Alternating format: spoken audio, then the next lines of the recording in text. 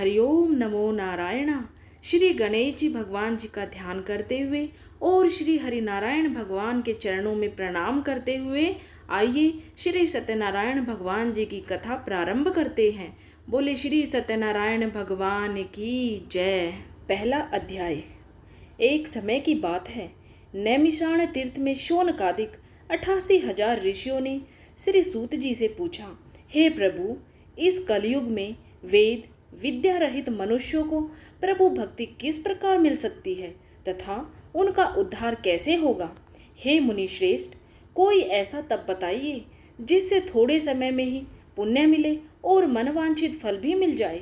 इस प्रकार की कथा सुनने की हम इच्छा रखते हैं।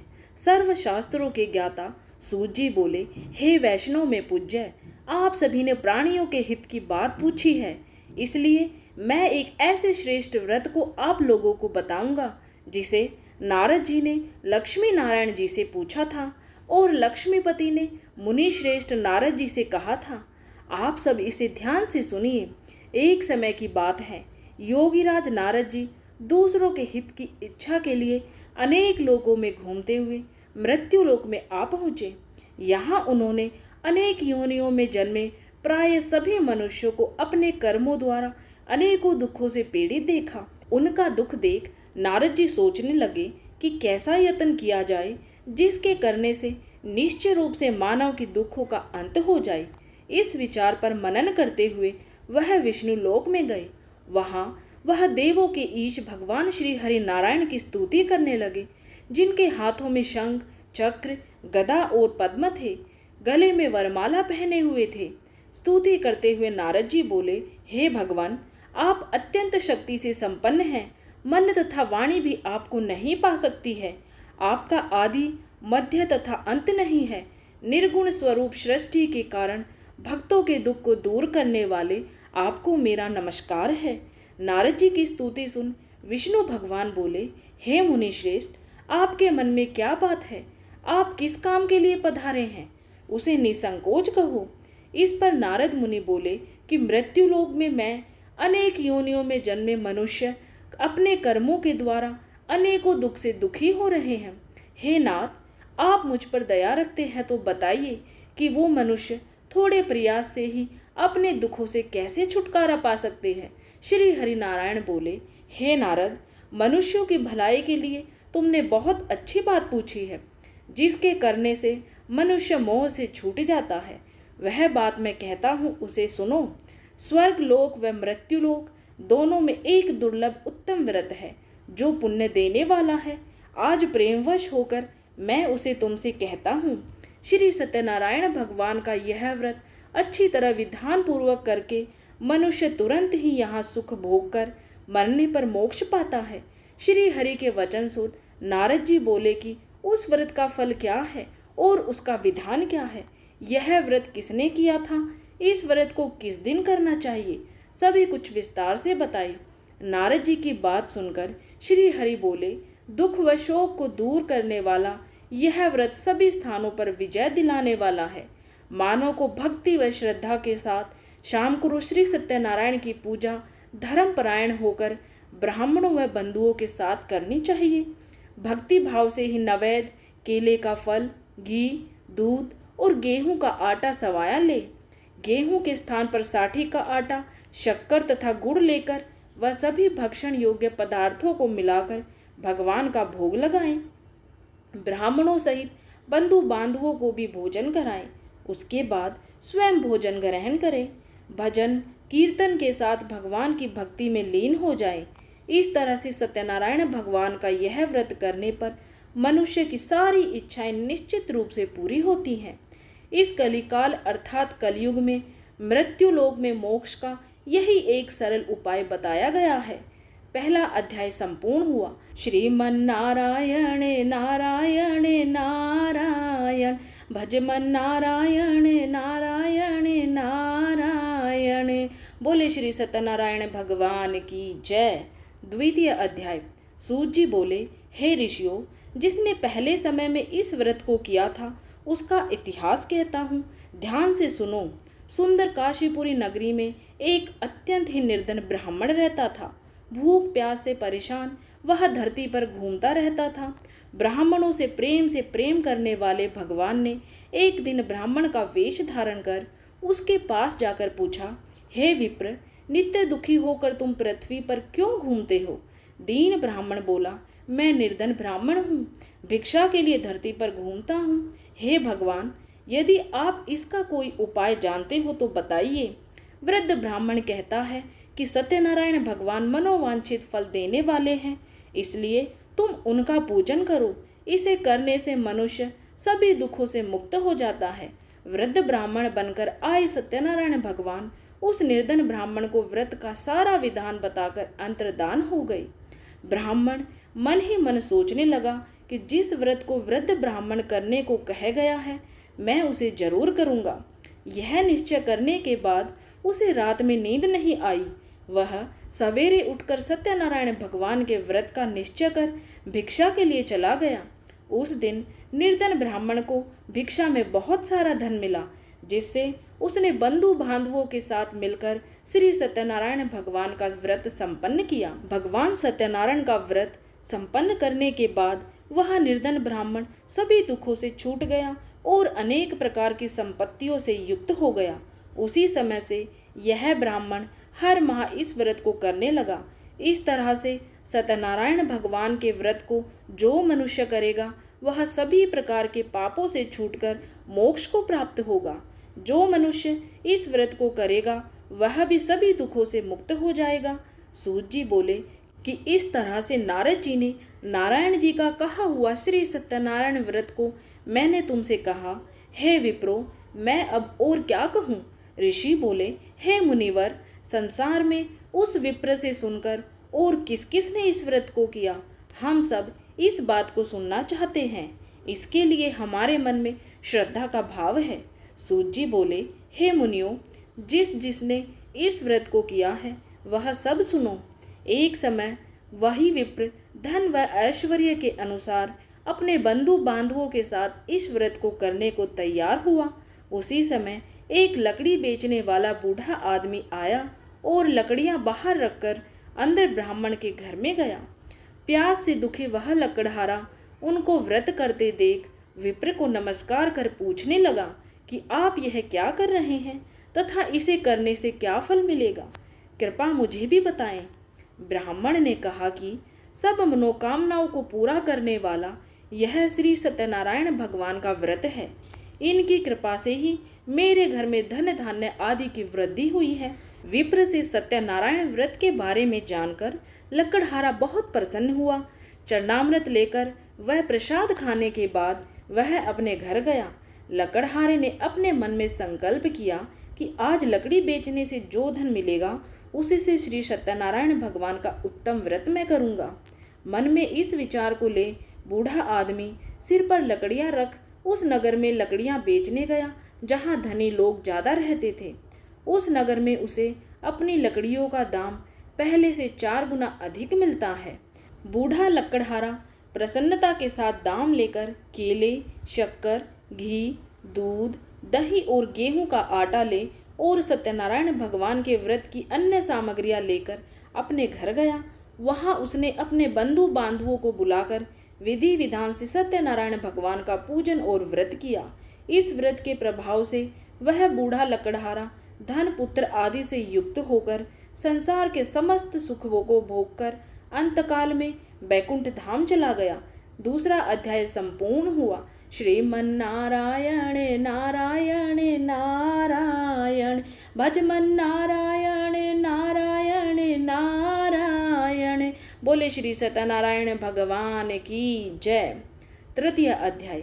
सूत जी बोले, हे श्रेष्ठ मुनियों, अब आगे की कथा कहता हूँ।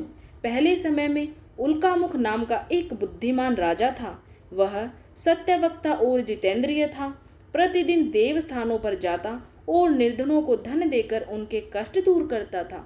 उसकी पत्नी कमल के समान मुख वाली तथा सती साध्वी थी।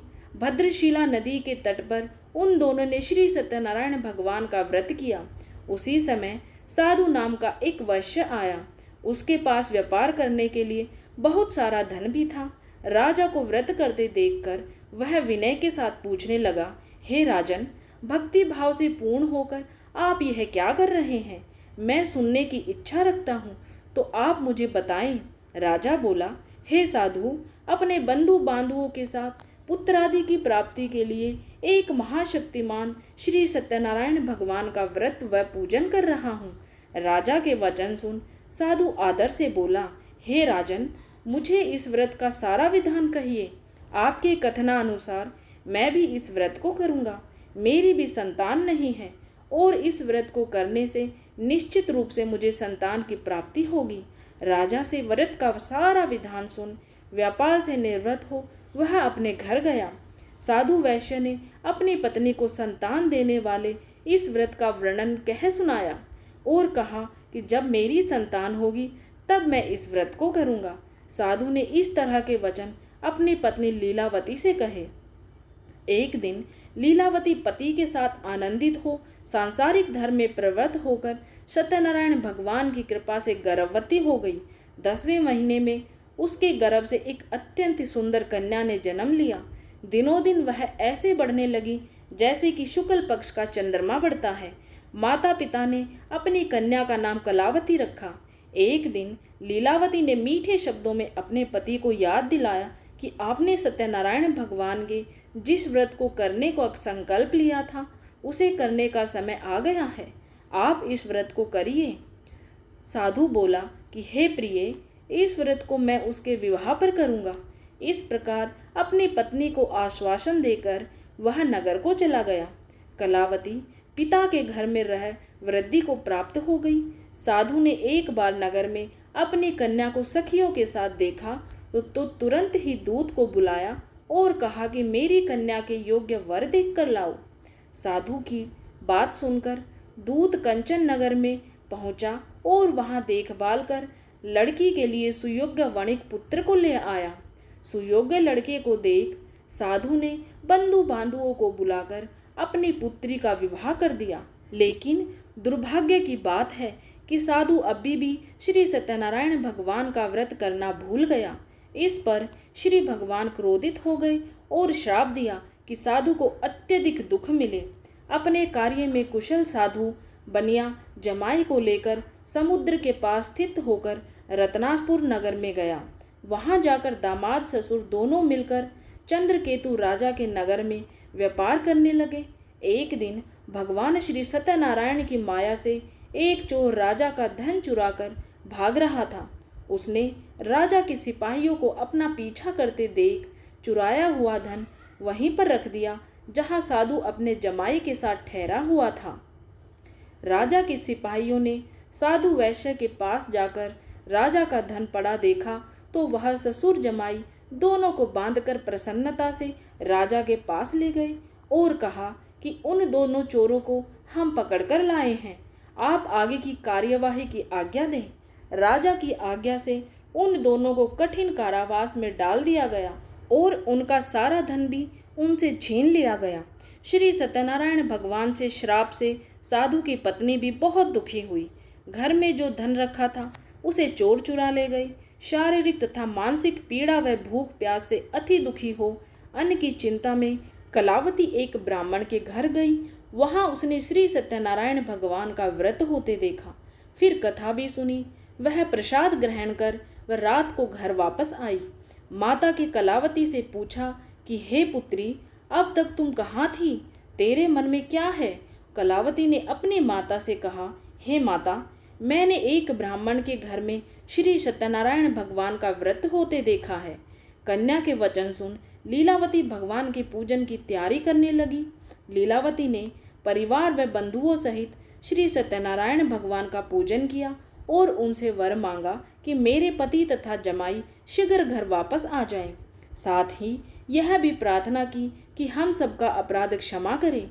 श्री सत्यनारायण भगवान इस व्रत से संतुष्ट हो गए और राजा चंद्रकेतु को सपने में दर्शन दे कहा कि हे राजन, तुम उन दोनों वैश्यों को छोड़ दो और तुमने उनका जो धन लिया है उसे वापस कर दो। अगर ऐसा नहीं किया तो मैं तुम्हारा धन, राज्य व संतान सभी को नष्ट कर दूंगा। राजा को यह सब कहकर वह अंतर्धान हो गए। प्रातःकाल सभा में राजा ने अपना सपना सुनाया। फिर बोले कि वणिक पुत्रों को कैद से मुक्त कर सभा में लाओ। दोनों ने आते ही राजा को प्रणाम किया। राजा मीठी वाणी में बोला, हे महानुभावों, भाग्यवश ऐसा कठिन दुख तुम्हें प्राप्त हुआ है, लेकिन अब तुम्हें कोई भय नहीं है। ऐसा कह राजा ने उन दोनों को नए वस्त्राभूषण भी पहनाए और जितना धन उनका लिया था उससे अधिक दुगना धन वापस कर दिया। दोनों वैश्य अपने घर को वापस चल दिए। इस तरह से तीसरा अध्याय संपूर्ण हुआ। श्रीमन्नारायण नारायण नारायण, भजमन नारायण नारायण नारायण। बोले श्री सत्यनारायण भगवान की जय। चौथा अध्याय। श्री सूत जी बोले, वैश्य ने मंगलाचार कर अपनी यात्रा आरंभ की और अपने नगर की ओर चल दिए। उनके थोड़ी दूर जाने पर एक दंडी वेशधारी श्री सत्यनारायण ने उनसे पूछा, हे साधु, तेरी नाव में क्या है? अभिवाणी वणिक हंसता हुआ बोला, हे दंडी, आप क्यों पूछते हो? क्या धन लेने की इच्छा है? मेरी नाव में तो बेल व पत्थर भरे हुए हैं। वैश्य के कठोर वचन सुन भगवान बोले, तुम्हारा वचन सत्य हो। दंडी ऐसे वचन कह वहां से दूर चले गए। कुछ दूर जाकर समुद्र के किनारे बैठ गए। दंडी के जाने के बाद साधु वैश्य ने नित्य क्रिया के पश्चात नाव को ऊंची उठते देखकर अचंभा माना और नाव में बेल पत्ते आदि देख वह मूर्छित हो जमीन पर गिर पड़ा। मूर्छा खुलने पर वह अत्यंत शोक में डूब गया। तब उसका दामाद बोला कि आप शोक ना मनाए, यह दंडी का शाप है, इसलिए हमें उनकी शरण में जाना चाहिए, तभी हमारी मनोकामना पूर्ण होगी। दामाद की बात सुनकर वह दंडी के पास पहुँचे और अत्यंत भक्तिभाव से नमस्कार करके बोले, मैंने आपका जो जो असत्य वचन कहे थे उनके लिए मुझे क्षमा कर दे। ऐसा कहकर महान शोकातुर हो रोने लगा। तब दंडी भगवान बोले, हे वणिक पुत्र, मेरी आज्ञा से बार बार तुम्हें दुख प्राप्त हुआ है, तू मेरी पूजा से विमुख हुआ है। साधु बोला, हे भगवान, आपकी माया से ब्रह्म आदि देवता भी आपके रूप को नहीं जानते, तब हम अज्ञानी कैसे जान सकते हैं? आप प्रसन्न होइए। अब मैं सामर्थ्य के अनुसार आपकी पूजा करूंगा। मेरी रक्षा करो और पहले के समान नौका में धन भर दो। साधु वैश्य के भक्ति पूर्वक वचन सुनकर भगवान प्रसन्न हो गए और उसकी इच्छा अनुसार वरदान देकर अंतर्धान हो गए। ससुर जमाई जब नाव पर आए तो नाव धन से भरी हुई थी। फिर वही अपने अन्य साथियों के साथ सत्यनारायण भगवान का पूजन कर अपने नगर को चल दिए। जब नगर के नज़दीक पहुँचे तो दूत को घर पर भेजकर खबर देने के लिए कहा। दूत साधु की पत्नी को प्रणाम कर कहता है कि मालिक अपने दामाद सहित नगर के निकट आ गए हैं।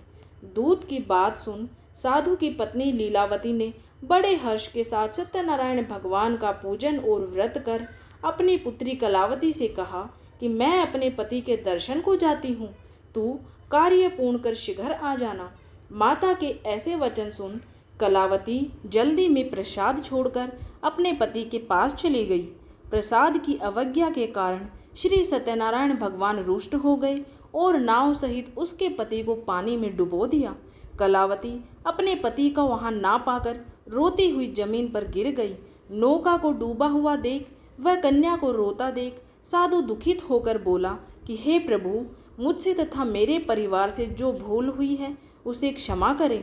साधु के दीन वचन सुनकर श्री सत्यनारायण भगवान प्रसन्न हो गए और आकाशवाणी हुई, हे साधु, तेरी कन्या मेरे प्रसाद को छोड़कर आई है, इसलिए उसका पति अदृश्य हो गया है। यदि वह घर जाकर प्रसाद खाकर लौटती है तो इसे इसका पति अवश्य मिलेगा। ऐसी आकाशवाणी सुन कलावती घर पहुंचकर प्रसाद खाती है और फिर आकर अपने पति के दर्शन करती है। उसके बाद साधु अपने बंधु बांधवों सहित श्री सत्यनारायण भगवान का विधि विधान से पूजन करता है। इस लोक का सुख भोग वह अंत में स्वर्ग लोक को जाता है। इस प्रकार से चौथा अध्याय संपूर्ण हुआ। श्रीमन्नारायण नारायण नारायण, भजमन नारायण नारायण नारायण। बोले श्री सत्यनारायण भगवान की जय। पांचवा अध्याय। सूत जी बोले, हे ऋषियों, मैं और भी एक कथा सुनाता हूँ। उसे भी ध्यानपूर्वक सुनो। प्रजापालन में लीन तुंगध्वज नाम का एक राजा था। उसने भी भगवान का प्रसाद त्याग कर बहुत ही दुख पाया था। एक बार वन में जाकर वन्य पशुओं को मारकर वहां बड़ के पेड़ के नीचे आया। वहां उसने ग्वालों को भक्ति भाव से अपने बंधुओं सहित सत्यनारायण भगवान का पूजन करते देखा। अभिमानवश राजा ने उन्हें देखकर भी पूजा स्थान में नहीं गया और ना ही उनसे भगवान को नमस्कार किया। ग्वालों ने राजा को प्रसाद दिया, लेकिन उसने वह प्रसाद भी नहीं खाया और प्रसाद को वहीं छोड़ वह अपने नगर को चला गया। जब वह नगर में पहुंचा तो वहां सब कुछ तहस नहस हुआ पाया, तो वह शीघ्र ही समझ गया कि यह सब श्री सत्यनारायण भगवान ने ही किया है। वह दोबारा ग्वालों के पास पहुंचा और विधि पूर्वक पूजा करके प्रसाद खाया तो श्री सत्यनारायण भगवान की कृपा से सब कुछ पहले जैसा हो गया। दीर्घ काल तक सुख भोगने के बाद मरणोपरांत उसे स्वर्ग लोक की प्राप्ति हुई। जो मनुष्य परम दुर्लभ इस व्रत को करेगा सो भगवान श्री सत्यनारायण की अनुकंपा से उसे धन धान्य की प्राप्ति होगी, निर्धन धनी हो जाता है और भय मुक्त हो जीवन जीता है। संतानहीन मनुष्य को संतान सुख मिलता है और सारे मनोरथ पूर्ण होने पर मानव अंतकाल में वैकुंठ धाम को जाता है। सूत जी बोले, जिन्होंने पहले इस व्रत को किया है अब उनके दूसरे जन्म की कथा कहता हूँ। वृद्ध शतानंद ब्राह्मण ने सुदामा का जन्म लेकर मोक्ष की प्राप्ति की। लकड़हारे ने अगले जन्म में निषाद बनकर मोक्ष प्राप्त किया। उल्कामुख नाम का राजा दशरथ होकर बैकुंठ को गया। साधु नाम के वैश्य ने मोरध्वज बनकर अपने पुत्र को आरे से चीरकर मोक्ष पाया। महाराज तुंगध्वज ने स्वयंभू होकर भगवान में भक्ति युक्त हो कर्म कर मोक्ष पाया। इस प्रकार श्री सत्यनारायण व्रत कथा संपूर्ण हुई। श्रीमन नारायण नारायण नारायण, भजमन नारायण नारायण नारायण। बोले श्री सत्यनारायण भगवान की जय।